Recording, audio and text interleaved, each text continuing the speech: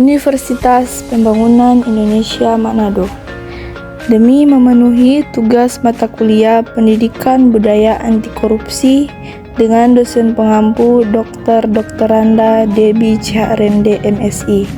Saya selaku mahasiswa Universitas Pembangunan Indonesia, jurusan keperawatan akan melakukan penyuluhan budaya anti korupsi di lingkungan kampus. Untuk itu, selamat menyaksikan. Salam sejahtera untuk kita semua. Shalom. Baiklah, terima kasih untuk teman-teman sekalian yang sudah menyempatkan waktunya untuk hadir di penyuluhan anti korupsi dari saya. Sebelumnya, perkenalkan nama saya Natasha Kristania Sagege. Saya dari Fakultas Keperawatan Universitas Pembangunan Indonesia Manado. Baiklah, untuk mempersingkat waktu, kita langsung masuk saja dalam materi anti korupsi. Nah, apa sih korupsi itu? Korupsi adalah suatu bentuk ketidakjujuran atau tindakan pidana yang dilakukan seseorang atau suatu organisasi yang dipercayakan dalam suatu jabatan kekuasaan untuk memperoleh keuntungan yang haram atau penyalahgunaan kekuasaan untuk keuntungan pribadi seseorang. Selanjutnya, macam-macam korupsi yang ada di lingkungan kampus. Pertama, mencontoh. Kejujuran adalah salah satu nilai integritas yang harus dipegang teguh untuk mencegah korupsi. Contohnya jelas-jelas kecurangan yang menyelesaikan nilai kejujuran. Bentuk lainnya adalah mencuri ide atau mencontek tugas milik teman. Yang kedua, memberi hadiah untuk dosen. Memberi hadiah pada dosen adalah salah satu bentuk gratifikasi yang dilakukan mahasiswa. Perbuatan ini terlarang karena berkaitan dengan pekerjaan dosen sebagai pengajar di kampus. Yang ketiga, terlambat. Sering terlambat, kadang tidak bisa dihindari, dan itu manusiawi. Bisa jadi ada kepentingan mendesak atau hal-hal lain yang membuat kita terlambat. Tapi, jika terjadi berkali-kali, maka itu patut dipertanyakan. Dan yang keempat, copy paste tugas teman. Copy paste untuk plagiarisme adalah kegiatan mencakup karya orang lain tanpa usaha dan kerja keras. Bagi mahasiswa biasanya copy paste dilakukan karena malas mengerjakan tugas atau agar tugas cepat selesai. Selanjutnya, ada 4 faktor penyebab korupsi. Yang pertama, keserakahan. Faktor ini berkaitan dengan individu pelaku korupsi. Yang kedua, kesempatan. Faktor ini berkaitan dengan keadaan organisasi, instansi, atau masyarakat luas yang membuka kesempatan untuk melakukan kecurangan. Yang ketiga, kebutuhan. Faktor ini berkaitan dengan individu untuk menunjang kehidupan yang wajar. Dan yang keempat, pengungkapan.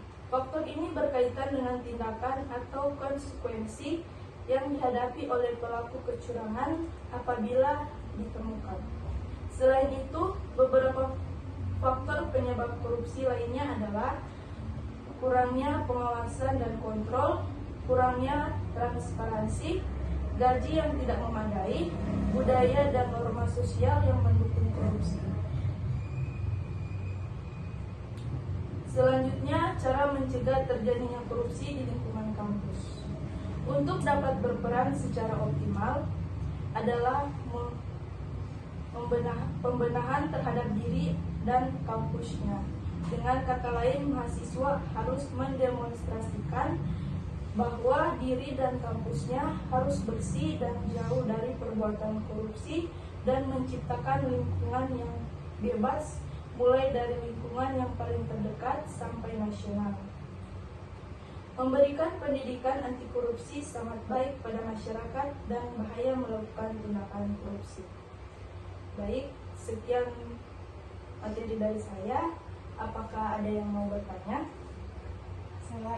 Dan menciptakan lingkungan yang bebas, mulai dari lingkungan yang paling terdekat sampai nasional. memberikan pendidikan anti korupsi sangat baik pada masyarakat dan bahaya melakukan tindakan korupsi. Baik, sekian materi dari saya. Apakah ada yang mau bertanya? Saya ingin bertanya. Baik, silakan perkenalkan nama. Sebelumnya, perkenalkan nama saya Margaret Yasinta Manda. Sini saya akan bertanya, pendidikan anti korupsi seperti apa yang bisa diterapkan dalam pendidikan perguruan tinggi agar bisa membentuk karakter mahasiswa agar mahasiswa tersebut tidak melakukan tindakan korupsi. Baik, bagus sekali pertanyaannya dan langsung saja saya jawab. Jadi di kampus saya pribadi, penerapan itu yang pertama ada mata kuliah PBAK atau Pendidikan Budaya Anti Korupsi, yang mana itu mengajarkan mahasiswanya tentang materi apa saja dan cara-cara mencegah anti korupsi, baik mencegahnya dari diri sendiri maupun dari lingkungan sekitar. Seperti kami juga diajarkan untuk penyuluhan anti korupsi kepada masyarakat. Kampus kami sendiri itu benar-benar mengajarkan tidak hanya materi saja diberikan, namun salah satu bentuknya yaitu penyuluhan kepada masyarakat. Jadi ilmu yang telah diterima diberikan dosen akan kami bagikan kepada masyarakat sekitar dengan cara penyuluhan anti korupsi. Baik, dari teman Margaret, apakah jawabannya bisa diterima atau ada pertanyaan lain? Pas. Baik, kita masuk.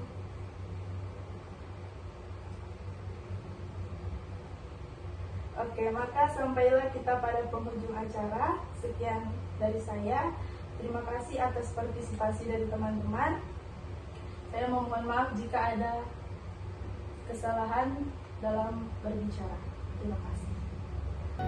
Halo teman-teman, kalian baru tamat SMA atau SMK dan masih bingung mau kuliah di kampus swasta yang berkualitas tinggi? Jangan bimbang lagi, Cerdas Mandiri Unpi Manado adalah terbaik buat kamu. Di Universitas Pembangunan Indonesia Manado, saat ini memiliki beberapa fakultas dan terdiri dari berbagai jurusan atau program studi. Yang pertama, Fakultas Keperawatan Program Studi Ilmu Keperawatan dan Profesi Nurse. Yang kedua, Fakultas Pertanian.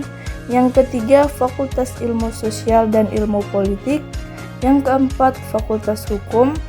Yang kelima, Fakultas Teknik. Dan yang keenam, Fakultas Sastra.